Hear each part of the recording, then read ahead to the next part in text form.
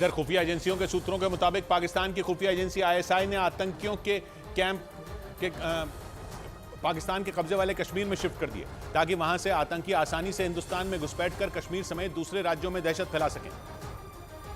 और सूत्रों के मुताबिक ये साजिश पाकिस्तान की खुफिया एजेंसी आईएसआई के इशारे पर रची गई, जिसका मकसद कश्मीर में आतंकी हमले बढ़ाना है। क्योंकि अनुच्छेद 370 खत्म होने के बाद जम्मू कश्मीर में आतंकी संगठनों की सेना ने कमर तोड़ दी है, जिससे आईएसआई बुरी तरह चिढ़ गया। खुफिया सूत्रों का दावा है कि इसलिए उसने पाकिस्तान के अलग अलग हिस्सों में चल रहे आतंकी संगठन लश्कर तैयबा, जैश ए मोहम्मद, हिजबुल मुजाहिदीन और अल बद्र के ट्रेनिंग कैंप पाकिस्तान के कब्जे वाले कश्मीर में शिफ्ट करा दिए। खुफिया एजेंसियों के सूत्र बताते हैं कि ज्यादातर टेरर कैंप मानसहेरा, मुजफ्फराबाद और कोटली में, जो बॉर्डर से 2 से 3 किलोमीटर की दूरी पर है। दावा यह भी है कि इन टेरर कैंपों में बड़ी संख्या में आतंकी मौजूद हैं जो हमले के लिए भारत में घुसने की फिराक में हैं। और खुफिया एजेंसियों के सूत्रों के मुताबिक जम्मू कश्मीर में मौजूद आतंकियों को ड्रोन के जरिए खतरनाक हथियारों की सप्लाई की गई। सूत्रों का दावा है कि पाकिस्तान की खुफिया एजेंसी आईएसआई के इशारे पर आतंकियों को हथियार भेजे गए।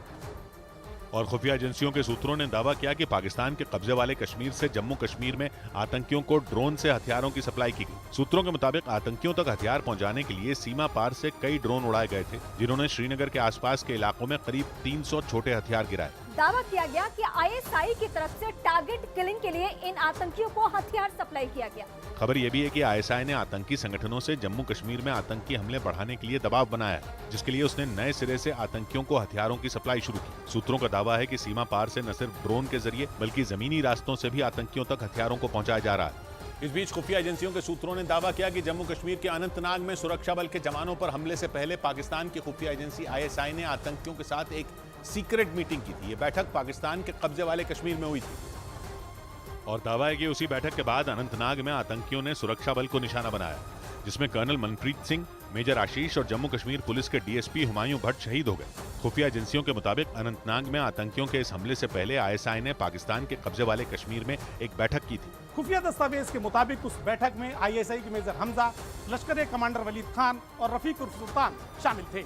रफीक कश्मीर का रहने वाला है, जिस पर आतंकियों की मदद का आरोप है। खुफिया दस्तावेज बताते हैं कि इस बैठक में आईएसआई ने भारत में बड़ी संख्या में आतंकियों को भेजने और सुरक्षा बल को निशाना बनाने का आदेश दिया था। खबर यह भी है कि पाकिस्तानी सेना की एक विशेष कमांडो यूनिट की देखरेख में लश्कर के आतंकियों ने इस हमले को अंजाम दिया। इधर कांग्रेस के नेता सैफुद्दीन सोज ने एक विवादास्पद बयान दे दिया। जम्मू कश्मीर के राजौरी और अनंतनाग में हुए हमले को लेकर उन्होंने आतंकियों पर यह बयान दिया। और इन मिलिटेंट्स के साथ भी बात होनी चाहिए, आखिर तुम्हारे दिमाग में क्या इज़्तिराब है। और राजौरी में हुई मुठभेड़ के बाद नेशनल कॉन्फ्रेंस के अध्यक्ष फारूक अब्दुल्ला ने केंद्र सरकार से पाकिस्तान के साथ बातचीत करने की अपील कर दी। उन्होंने कहा कि बिना बातचीत से कोई रास्ता नहीं निकलेगा। बातचीत के बगैर कोई रास्ता नहीं है। हमें दोनों मुल्कों को घमंड छोड़ देना चाहिए और टेबल पे आके बात करनी चाहिए। उधर शिवसेना के नेता के उद्धव गुट ने भारत और पाकिस्तान का मैच रद्द करने की मांग कर दी, क्योंकि एशिया कप में आज पाकिस्तान और श्रीलंका के बीच मैच खेला जा रहा है और उस मैच में जो भी टीम जीतेगी उसका मुकाबला 17 सितंबर को भारतीय टीम से होगा। अगर मैच होता है इसके बाद तो हम उसका विरोध करें। इस बीच आतंकियों की साजिश जम्मू कश्मीर के सिर्फ अनंतनाग तक ही सिमटी नहीं रही, बल्कि वो वहां के कुपवाड़ा में भी सेना पर हमला करने की फिराक में थी, मगर सेना ने उनके प्लान पर पानी फेर दिया। आतंकियों ने वहां हंदवाड़ा बारामूला हाईवे पर कई किलो विस्फोटक छिपाया हुआ था, जिसे सेना ने पहले ही बरामद कर लिया और इससे पहले कि कोई हादसा होता सेना ने विस्फोटक को धमाका करके उड़ा दिया। ये सेना की बहुत बड़ी कामयाबी साबित हुई, क्योंकि एक तरफ आतंकी दक्षिणी कश्मीर के अनंतनाग के घने जंगलों में सुरक्षा बल के जवानों से भिड़े, दूसरी तरफ उन्होंने वहां से करीब 200 किलोमीटर दूर उत्तर में कुपवाड़ा में सेना के खिलाफ जाल बिछाया, मगर सेना को आतंकियों की साजिश की भनक लग गई।